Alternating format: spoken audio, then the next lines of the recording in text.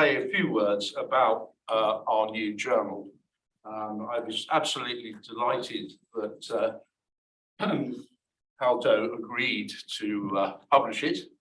I'm grateful to two other people who aren't here for that, but I will mention them. The first was Martin Wright, who introduced me to Aldo, who was a police officer in the fraud squad.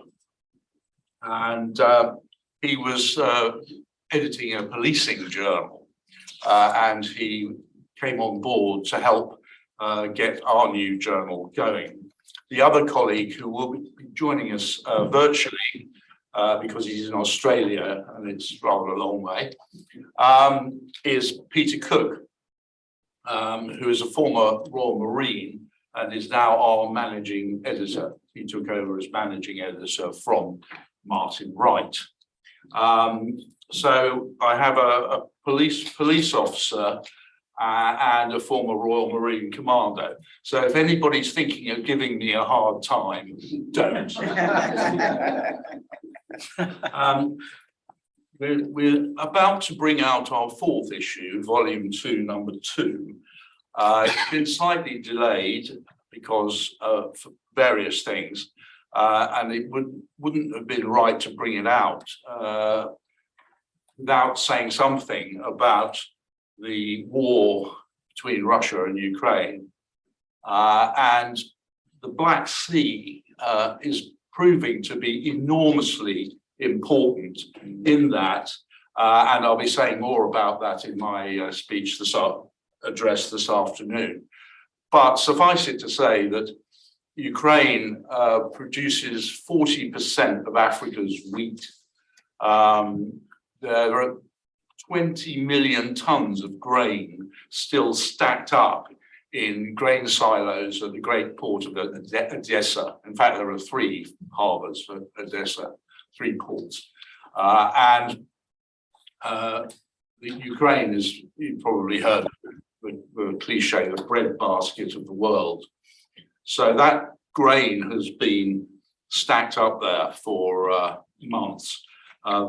I'm delighted that an agreement was signed. Whether you can trust the Russians to stick to their agreements, of course, that's another issue.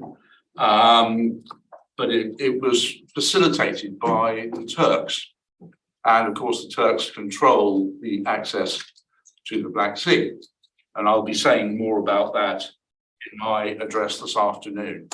In terms of the next issue of the journal, we have a remarkable article written by a master mariner, a foreign captain, who has in charge of a tanker, and he has had, since he's been appointed as a master mariner, he's had 2 private company armed security patrols. Then you normally 4 people on boards because of the threat risk of pirates. But he's also visited 2 ports in Russia he's Greek, by the way. So that's going to be a really interesting take by a practitioner, a master mariner, on what maritime security means. And it's not just pirates, it's not just state-on-state international war, which is what's going on in the Black Sea at the moment. It also covers things like illegal, unregulated and unreported fishing, stowaways, and of course, illegal migrants. And the number of people who've been trying to get across the English Channel in small boats has increased dramatically this year.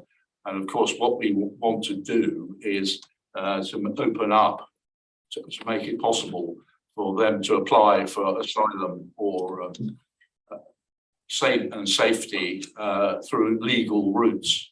And so I won't go on about British government policy because I don't represent the British government.